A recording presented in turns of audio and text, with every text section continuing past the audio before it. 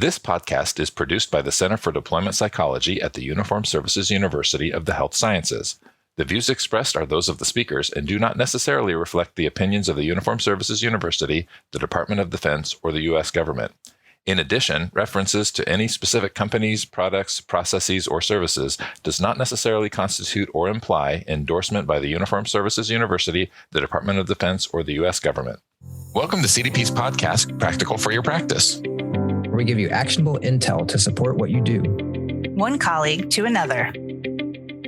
Welcome to Practical for Your Practice. I'm Andy, and hello, Kevin. Hey, Andy. How are you? I'm doing great today. I'm doing really well. I'm feeling a little bit stressed about today's interview, but I understand being stressed isn't the worst thing in the world. That's probably a good thing. I learned that from our good friend and colleague, Gabe Paoletti, who we have with us today. Hey, Gabe. How you doing, Andy? Nice to see you again, Kevin. Good to see you. We're doing great. Thanks so much for being with us. Thank you for having me. I'm excited to be with you and be with your listeners. So it's really interesting to get to talk about stress. Now, do you have any stress in your life, Gabe? Yeah, a decent amount of stress. Right now, I'm experiencing a little bit of stress. It's my first real podcast, I would say. Well, congratulations on not letting your stress. Well, maybe letting your stress kind of guide your behavior here and being an ally. I'd still be in bed if it wasn't for stress. So, me too, actually. Yeah. I was thinking about that this morning, and it was had a really busy morning, and I would have rather just laid in bed because I was feeling kind of tired, but the stress got me out, me out of bed, got me going. And that's kind of what we're talking about today, right? The sort of changing, well, maybe thinking about stress differently and how stress and our relationship to it may actually, if we go about it in the right way, wind up helping us. Yeah. It's really looking at stress as a tool and seeing stress for what it is. Obviously, there can be a downside to stress, and it doesn't necessarily feel good stress. I would say it's kind of a crappy feeling. I agree. It's a really useful tool to address and help us to perform at the things that are most meaningful to us. Yeah, really interested to hear your thoughts on that. And so have you noticed in the work that you're doing, so actually before we jump into that, can you tell our listeners a little bit about the work you do around stress and Actually, my background is more in positive psychology and leadership. For, I would say, the past 20 years, I've been doing trainings around positive psychology, performance psychology, resilience. A lot of it for the University of Pennsylvania and the Army's Master Resilience Training Program, and standing that up. For the past 5 years, I've been with the Consortium for Health and Military Performance as the mental fitness senior scientist. And there we're really looking at not only how do we enhance well-being, but how do we enable either service members, units, communities to perform the tasks that they need to do day in and day out optimally, at the best of their ability. So not so much addressing injury, although a lot of what we train can address injury, but how do we prevent injury and even further help you to perform what you need to do at the best of your ability. So we've been doing all sorts of trainings, but prior to the last 2 years, we would do maybe 1 or 2 on stress. In the last 2 years, we've done 30 plus. Oh my gosh. Training on stress, or in some way, either burnout, mental wellness. So there's clearly a demand signal. I don't know if you guys have noticed, people seem a little more edge. little edgy. Couple of years. Yeah. So it's really been one of our primary focuses. So just for our listeners' sake, CHAMP is located at the Uniformed Services University, one of the centers there, much like CDP is too. So that's another way that we're kind of colleagues all in the same family. Yes. Well, and that's sort of interesting that the angle that you're coming at it from is performance optimization and leadership. And so I'm guessing that the types of training you're doing in stress aren't sort of the typical stress management type stuff, like how to cope with it, how to reduce it. There may be some of that, but are the trainings you're doing different? Like, how is stress optimization different when it comes to other approaches? I think in 2 ways they have different assumptions behind them. I think there's a prevalent assumption just in society that all the effects of stress are negative. Like stress is something that we need to avoid, we need to suppress, we need to just get rid of it. But really all stress is the response of our body and our brain when something we care about, something that's meaningful for us is at stake.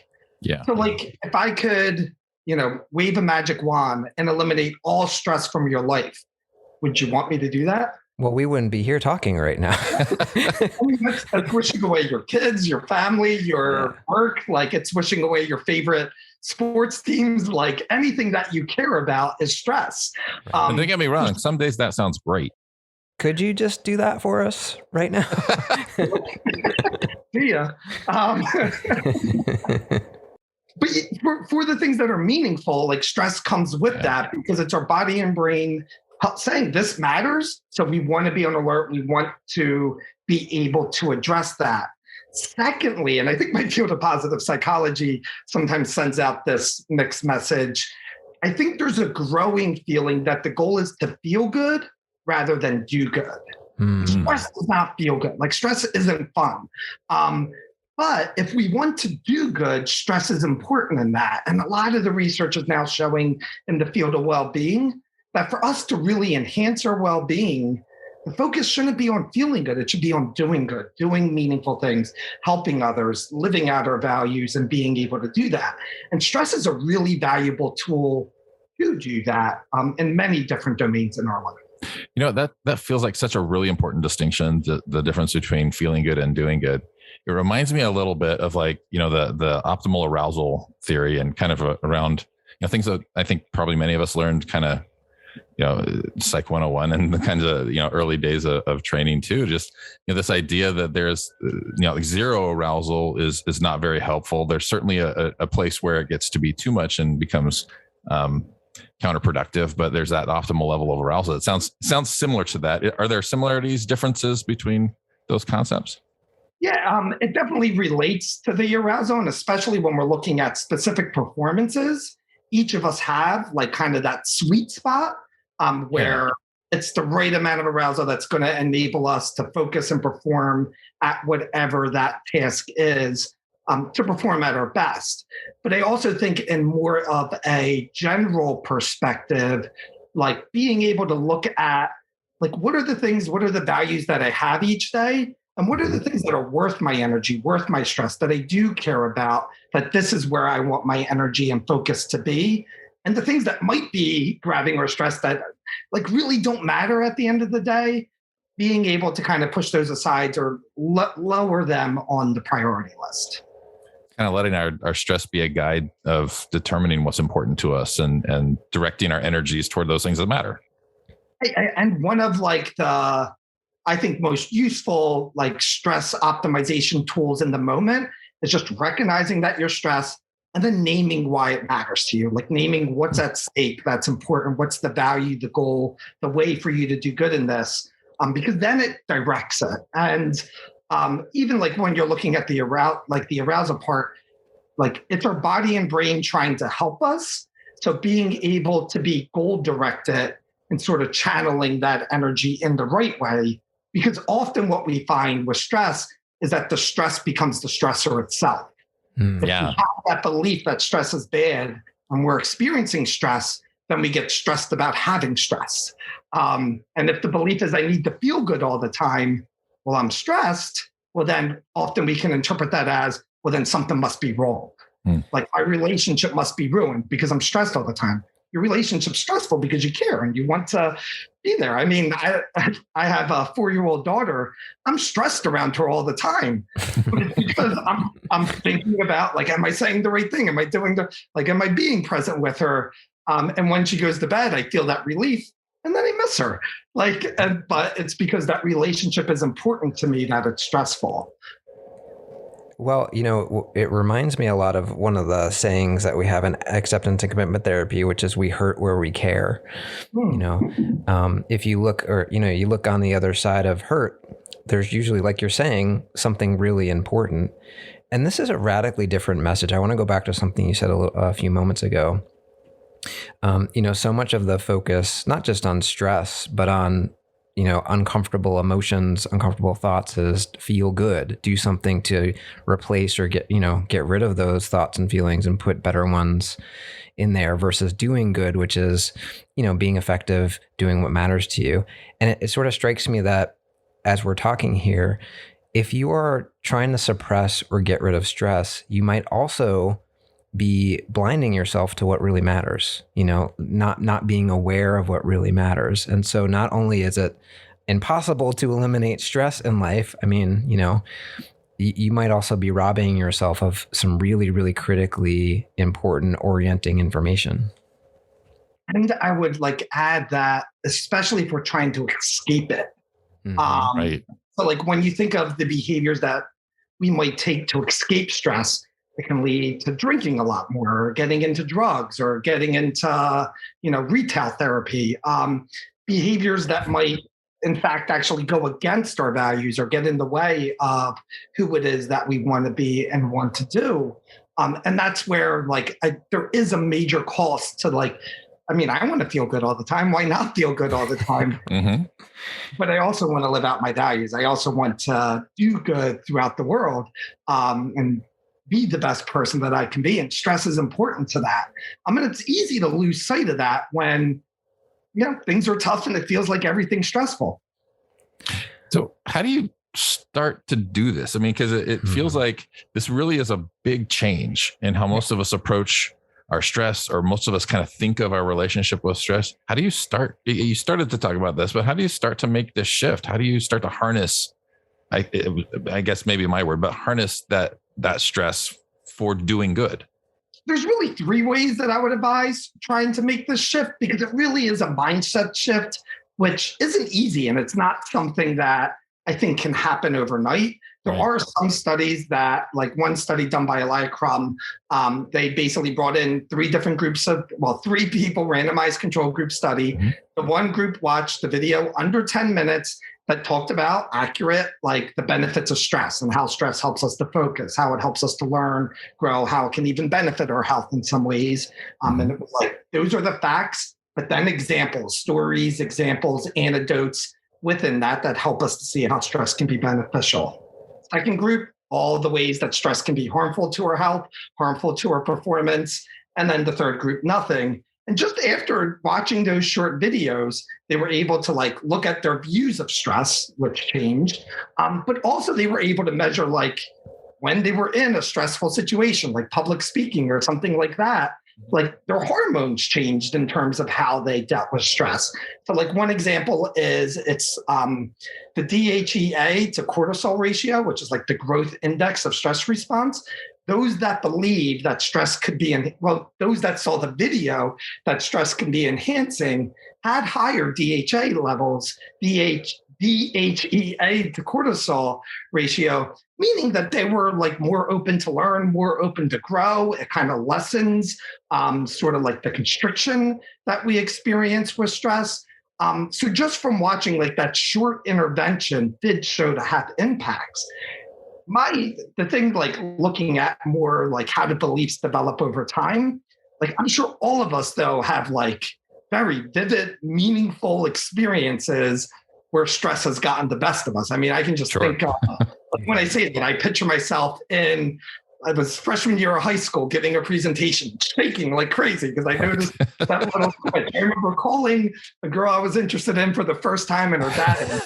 And I kept saying, "It's Gabe there, it's Gabe there, it's Gabe there," and I didn't realize to the end of the call, wait, I'm Gabe. There's millions. Poor younger Gabe. That's right. That's such an archaic example now. Remember calling people and there was only one phone in the household for the whole family. So you're dealing with the whole family rather than, but anyways, now you just swipe right. But anyway, we all have these vivid memories of when stress might have gotten the best of us, which is hard to just kind of put that away. For sure. So one of the tools that we have on hprc-online.org is it's basically a worksheet, but it helps you to go through different experiences in the past where stress might have helped you, thinking of your personal values, what are the values that are extremely important to you? How has stress helped you to live those out? How has stress helped you to stay loyal, to be honest, to like try to stay faithful to different people and stuff like that? Feeling in your gut when you're doing something wrong, that's part of your stress response, saying, hey, something's off here. Or maybe like thinking of like the goals, the meaningful goals that you've accomplished in your life. How did stress help you to stay focused on those? How did stress help you to stay committed to the different things you need to do? So all of that, like all of these examples are really good ways to help us to solidify this belief that stress is good for us. And this is a great like tool or worksheet, particularly to do with others, because the more stories we hear, the more that helps us to like see evidence that how stress can be helpful in our life. So that's one strategy that we can have. Another strategy that I highly recommend is, especially if you're struggling with stress, like it's sort of being pre-gaming or proactive in terms of thinking of what are the things that you need to do today, and just thinking through how can stress help me to accomplish that. So what are the values I want to live through today? How's stress going to help me to be able to stay true to those? What are the tasks that I need to do today? What is it that I want my body and brain doing so that I can focus and perform at that? So just kind of going through that. And that's on that same worksheet as a tool that you can use. Mm-hmm. And then the third one is in the moment, just being able to name it, like what is it that you're experiencing it? And that just, again, like shifts it from like the subconscious part of your brain to like being aware, and then like embracing it. Like perhaps coming up with a motto. Like my motto is, this is just my body and brain giving me the energy I need to perform. Mm-hmm. Or making it a little bit more goal directed. My body and brain helping me to listen to Kevin and Andy, be present with Kevin and Andy, and have a fun conversation. Like, but by embracing it and being goal directed, like it matters for a reason. So why does it matter? And how is it going to help you to do that? So those are three different ways that you can help slowly to develop that mindset, or in the moment, take it and use the stress for good. I really like that. As I was sitting here thinking about myself, like, I really want to do this. I want to start practicing this. I found myself even starting to get a little stressed about like, oh, I got to do this quick. I've got to get there, and also realize that in some ways that's an indicator that this is important to me too. And I don't have to get rid of the stress that, about you kind of harnessing stress, that there's really a place for kind of approaching it and being there. It sounds a lot like mindfulness and being very present with, mm-hmm. where you're at in that moment. I really love that. I'm already kind of thinking of all the different places that I can kind of shift my thinking about my relationship with stress. So. And we'll certainly make that worksheet available. I was looking at it last night and working through it, and it's awesome. I think it does such a really nice job of kind of pointing towards the key issues and mindsets, developing the kind of key concepts in that mindset that you want to develop. One of the things I really like about what you said is often when it comes to working with unhelpful thoughts, the focus can be on coming up with all sorts of external facts to sort of argue against it. And we could probably talk about study after study and data that suggests that if you take this more stress optimization approach, it's going to actually lead to a more fulfilling life. But what the worksheet, I think, and the approach you're talking about really appeals to is one's personal experience. Mm-hmm.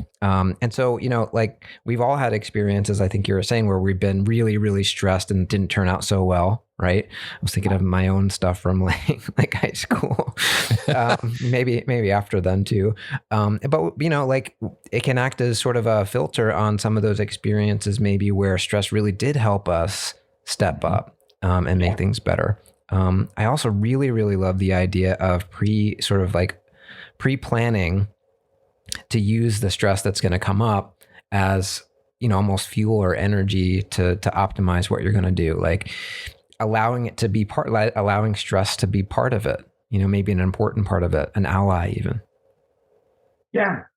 And by like thinking ahead as to how you want to use it, it makes it more automatic rather than feeling this way where I'm like rather than having to like struggle to come up with it, like it just kind of sets you up for success. Yeah. Yeah. Versus like, I hope stress doesn't show up. And then guess what? I'm doing something I care about. And it's like, well, how do I manage it? And that really just is distracting, because then it's like, how do you stop this ingrained, physiological, biological, psychological reaction to something that's important while simultaneously doing what's important? I mean, it's, it becomes two tasks at once. And, we know that multitasking is not something we actually can do. Like it's just switching between one and the other. So this is a nice way of kind of folding that in. I think what's also interesting about it is like often we have the focus on ourselves and how can we optimize stress, rather than like always trying to feel good, but do good through optimizing the stress. But also I think it's important, especially for us who work with others, who are training others, or are trying to see growth in others, to be able to recognize that them like experiencing stress or maybe not necessarily feeling good could be on that process to growth. I was talking with a colleague of mine, and she trains trainers, and she was talking about two students that she had that were really, really struggling in the beginning, and she would give them feedback, and the one would assimilate quickly, like just like, oh, okay. But then they would go back to the same behaviors. The other one, when she would get feedback, like one time she started crying, like she would struggle with it and really kind of not feel good about it. And she felt like she was doing something wrong, but then the behavior would change. And part of us, like part of the way we're built is that like when we go through a struggle, when we go through something difficult and we're changing our beliefs, we're changing the way that we go through the world, often it's not a pleasant experience. Often we might struggle with it. We keep reflecting on it and thinking about it. So just being able to understand that, like, if I say something and they're not like, oh, like not that immediate aha experience. Thank you, Socrates. Like, which is great when that happens. Like, I love it when that happens. But if they're struggling, it doesn't necessarily mean that they're not going to get it. It just means that that's their stress response system activating to help them kind of muck around and figure it out. And the key there is just being in it with them to help to support them through that. And you're so right. I mean, the feeling of discomfort and stress that goes with not getting it quite right, again, that can be an ally, because it's orienting you to, it doesn't feel good. We don't want to not get it right. We have we want to be competent.